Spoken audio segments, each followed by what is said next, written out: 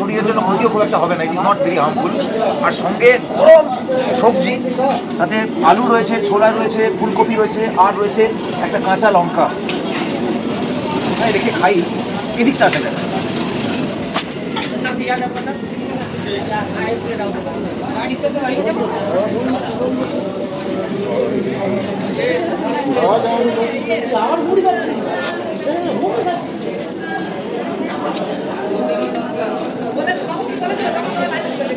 হিঙের গন্ধে আর নিজেকে ধরে রাখতে পারছি না।